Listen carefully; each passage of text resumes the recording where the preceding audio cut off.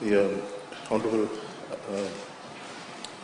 thank you, Madam Speaker. The Honourable Acting Prime Minister, Honourable Said Kayu, the Honourable Leader for Opposition, members of the Parliament. Madam Speaker, I wish to speak today on the relationship between flooding and catchment management, and in doing so, I will also highlight some of our global commitments. But before I do that, Madam Speaker, I note, after a quick read of Hansard, yesterday one of my ministerial colleagues was harassed by the opposition member with regard to posing questions which did not relate to Ministerial Waterways, Madam Speaker. So I just want to respond to that question about, there was a question about Singotoka River dredging, Madam Speaker. Madam Speaker, the Government Tender Board has awarded a contract to a particular contractor, and the contract will be signed probably today, tomorrow. And a joint survey of the river will be done this week, and looking forward to commencement of the dredging work probably early next week.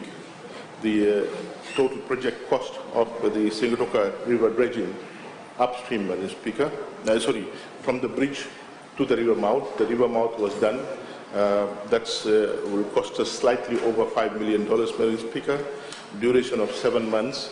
And we're looking at a total volume of 750,000 cubic meter of silt material to be extracted, Madam Speaker. Madam Speaker, as we speak, there's a team undertaking a survey work from the bridge upstream to clean up the river from debris, Madam Speaker. So this survey will be undertaken for a period of 2 weeks, Madam Speaker. Madam Speaker, going back to the ministerial statement, Madam Speaker, flooding and waterlogging of low-lying areas and overflowing of rivers and creeks is generally associated with excessive rainfall-induced runoff which are beyond conveyance capacity for rivers and drains, Madam Speaker. In fact, what I'm saying, Madam Speaker, is that when the capacity of the conveyance system, either naturally or due to various factors, are not able to handle the runoff water, Madam Speaker, then you will find overflowing and flooding, etc., Madam Speaker. In Fiji, as indicated in my last ministerial statement, the high intensity of rainfall coupled with catchment activities and physical characteristics of our catchment slopes contribute to damaging floods, Madam Speaker. Madam Speaker, please allow me to elaborate on the causes of flooding in Fiji. Flooding in Fiji is intrinsically related to our catchments and how we manage our catchment, Madam Speaker. And I want this notion about catchments to be understood by everyone, Madam Speaker, because often whenever there's flooding, Madam Speaker, people only talk about drainage system. But the problem is not there, Madam Speaker. The problem is upstream at the catchments, because that's where, if you don't manage your catchments, if you don't monitor what's happening in our catchments, Madam Speaker, you will find that not only due to high intensity of rainfall, but also because of the inability of catchments to handle water, Madam Speaker, massive amount of water will now come into our conveyance system, which the conveyance system is not able to handle, Madam Speaker. So, Madam Speaker, there are three components of the entire conveyance system: downstream, the drainage system, the waterways, and upstream, the catchment management, water catchment management, or watershed. And that's what I'm going to talk about today, Madam Speaker. Madam Speaker, the longitudinal profile of most of our catchments indicate that the upper catchment slopes that are very steep in nature, followed by a rapid transition to the mature canal and floodplain slopes to the ocean, Madam Speaker. Moreover, these catchments are broadly categorized by: 1, high flow variability due to rainfall patterns; topography and short, relatively steep catchments; 3, relatively rapid base flow recession and low minimal flows due to catchment topography and geology; and lastly, Madam Speaker, high extreme flows occurring relatively frequently, followed by high intensity of rainfall, also for limited duration, Madam Speaker. Madam Speaker, in my last ministerial statement, I provided data, Madam Speaker, of the amount of rainfall that occurred, Madam Speaker, last time prior to the Easter weekend, which were at the Waturu Dam, Madam Speaker. Of the 3 days, the amount of rainfall was equivalent to 80% of what used to occur in a month in that particular period of time in the previous years, Mr. Speaker. Mr. Speaker, with steep slopes in our catchment, the potential for runoff after rainfall is greatly increased, Mr. Speaker. Mr. Speaker, one thing we must know, Mr. Speaker, is that we are quite fortunate that after the slope, our runoff and the flat waterway system is very short, Mr. Speaker. In large countries, Mr. Speaker, the runoff is very long, and that contributes to an additional problem that we probably will discuss later on, Madam Speaker. Madam Speaker, runoff refers to the rate and quantity of water that runs off the land into the canal network, Madam Speaker. So we have a canal network, these waterways, whether it's a man-made drainage system, whether it's natural creeks, rivers, Madam Speaker. So runoff is the water that flows into these waterways, whether it's drainage system, or whether it's creeks, or rivers, etc., Madam Speaker. So, Madam Speaker, runoff in our catchment is a function of local catchment slope, lithology, land cover, land tenure practices in particular as well. Very relevant to contemporary Fiji, Madam Speaker. Madam Speaker, while we do not have control over the slope and the lithology of our catchments, we certainly have control over the land cover and cultivation practices. That is where we can start, Madam Speaker. So some of us may recall, Madam Speaker, the cultivation practices that used to exist 30, 40, 50 years ago, Madam Speaker. And if you go around in the interior rural areas, you'll find that those cultivation practices are done away, Madam Speaker. And that is one of the contributing factor to runoffs, Madam Speaker. Madam Speaker, most of our catchments are dominated by steep mountainous topography and deep incest streams.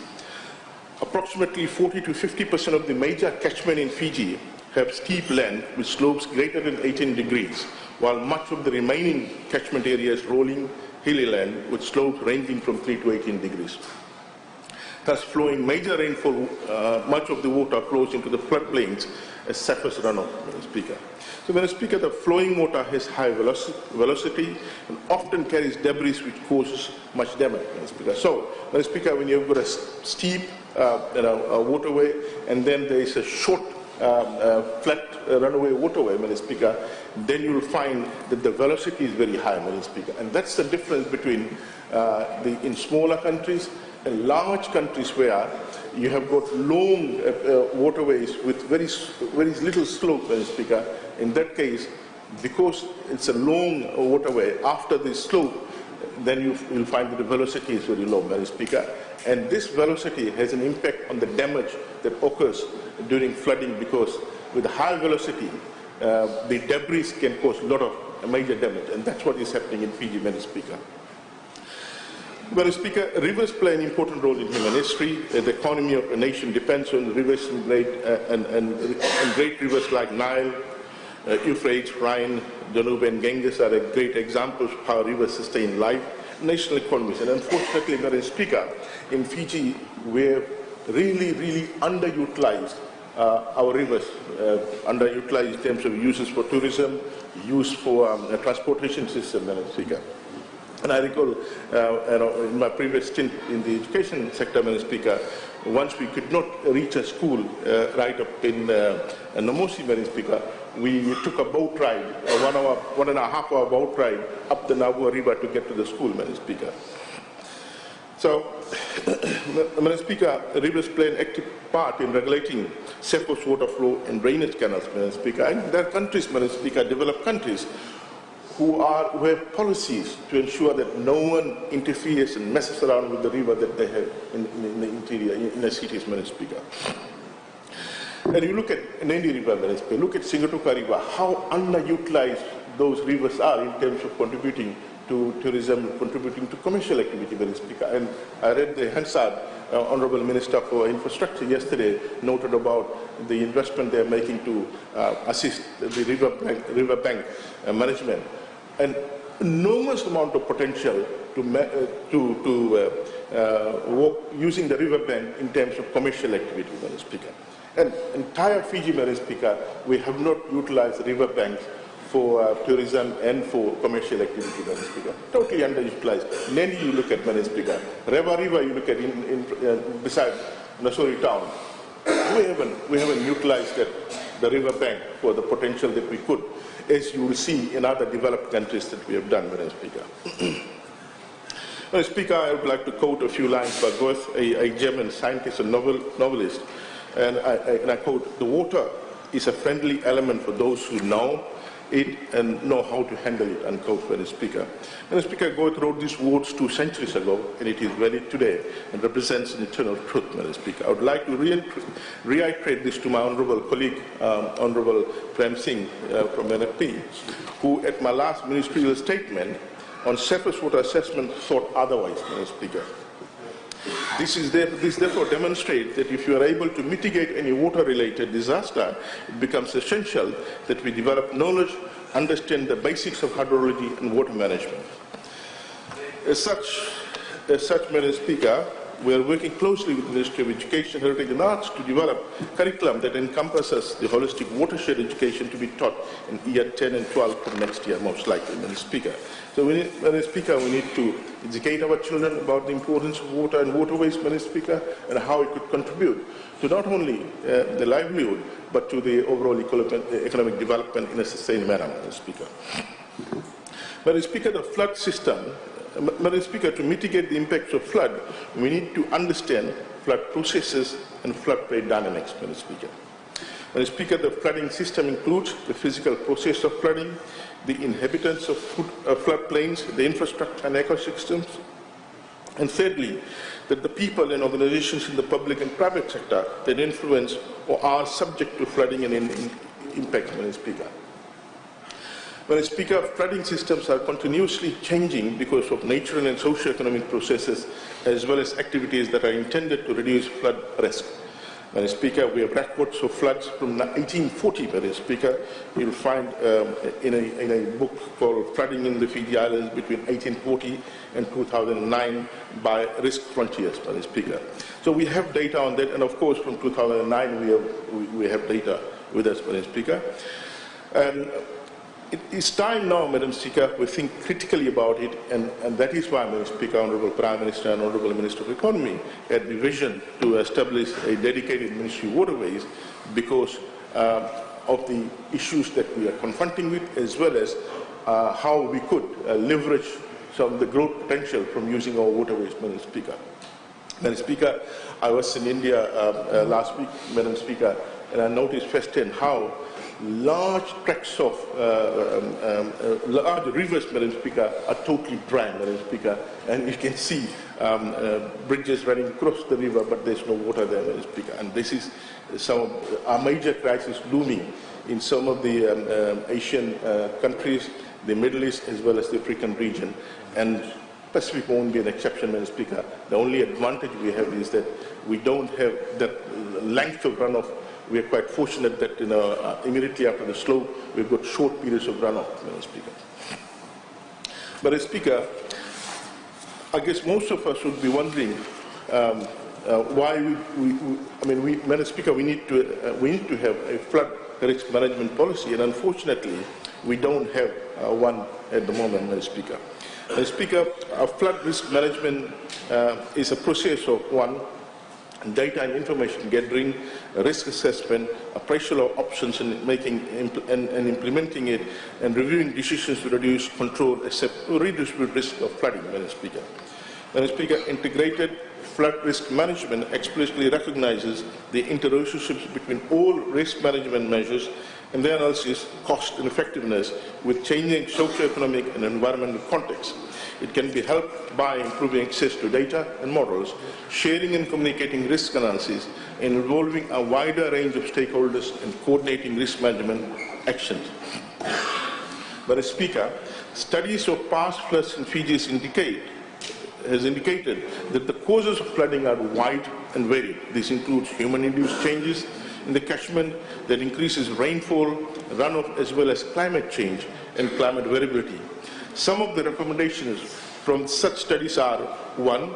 Investing in improving the health of natural ecosystem for flood mitigation through integrated river catchment management, including sustainable management of upstream, forestry, good farm husbandry, and management remnant of natural freshwater wetlands. So, Madam Speaker, you can see how managing our waterways cuts across different ministries, different stakeholders, Madam Speaker. Agriculture, for example, business sector, for example, Madam Speaker, those who are mining, Madam Speaker, our rivers. All of us now have to get together and develop a policy so that we can look after our waterways, Madam Speaker. 2, increase investment in the maintenance of physical infrastructures, including drainage canals, drains, infill drain, farm drains to reduce probability of water, probability of flooding, Madam Speaker. Madam Speaker, for far too long, we have allowed development projects to be approved without having a separate drainage plan, Madam Speaker. And that is why, Madam Speaker, you will find that a lot of places where development have taken place, Madam Speaker, there is flooding because they are using the old drainage plan, Madam Speaker. They should have been required to provide a separate drainage plan before the project was approved, Madam Speaker. Because now, Madam Speaker, these places which used to be under natural vegetation and therefore catching water are exposed now, Madam Speaker, and there's massive amount of runoff, Madam Speaker, and the existing old drainage system are not able to handle that new water runoff, Madam Speaker. And unfortunately, Madam Speaker, integrated disaster risk reduction consideration in all development initiatives, including integrate disaster risk in national development planning process, hazard risk assessments, and develop, enforce proper land use planning and development of flood mitigation strategies, Madam Speaker. Madam Speaker, these are the regulatory instruments in our scope with which we can reduce the impacts of these floods. As indicated earlier, Madam Speaker, water management cannot be done in isolation. The Ministry of Waterways will work with other relevant agencies to achieve its mandate and increasing the adaptive capacity for our nation's floods, Madam Speaker. So, Madam Speaker, in fact, what I'm saying, Madam Speaker, we should get away from only talking about drainage system, Madam Speaker. We need to understand the entire water conveyance system, which has 3 components. Once again, the lower downstream drainage system and the development, the waterways, and the upstream watershed in the catchment area, Madam Speaker. And that's where a lot of amount of investment, a lot of work needs to be done, Madam Speaker. At the moment, we don't have catchment committees. We don't have a catchment policy, Madam Speaker. Willy-nilly, anyone willy-nilly are tinkering with our catchment system, Madam Speaker. Madam Speaker, the Ministry of Waterways has mapped out a plan to address this through an integrated approach. This includes 1, assessing and delineating our catchments. At this stage, we do not have a comprehensive map of our catchments, Madam Speaker. We don't have the entire catchment system, Madam Speaker. We don't have separate maps of the catchment system, Madam Speaker. Hence, we do not know the physical characteristics of our catchments, Madam Speaker. We need to map out our catchments and define the characteristics of the catchment system, Madam Speaker. It is very important we delineate our catchments and sub-catchments and carry out water balance in the catchments. We need to, each catchment, Madam Speaker, we need to get detailed data about the water balance system. In doing so, we need to understand how water behaves in our catchments and further our understanding of sub-catchments and provide greatest flow in our river system in post-rainfall events. Madam Speaker, we need to undertake assessment and establish rainfall trends in our catchment, Madam Speaker. We don't have rainfall data of all the catchments, Madam Speaker. We need to use water governance paradigm and formulating appropriate policies and frameworks in place that provide the enabled environment to implement water catchment management, Madam Speaker. We need to undertake a technical assessment and hydrodynamic modeling of our waterways, all the conveyance systems, Madam Speaker. We need to measure the capacity of the conveyance system, Madam Speaker. At the moment, we do not have the capacity. We do not have data on the capacity of all the conveyance system in the country, Madam Speaker. We need to label. We need to label all the conveyance system, Madam Speaker, so that any problem with a particular conveyance system, immediately we click up the button on the system, we'll know where the problem is, Madam Speaker, and we'll get the data of that particular conveyance system, Madam Speaker. That's what we need to do, Madam Speaker. Now, Madam Speaker, the Ministry will take a proactive approach rather than being reactive to these events, Madam Speaker. I'm quite fortunate that we now have a window of opportunity, Madam Speaker, next 8 to 9 months before we hit the next wet season, Madam Speaker, and I think a lot of work can be done during this period, Madam Speaker. Madam Speaker, unfortunately, I don't have time to get into the details of the global commitments that we are making, Madam Speaker. Probably that will be in the next ministerial statement. Thank you.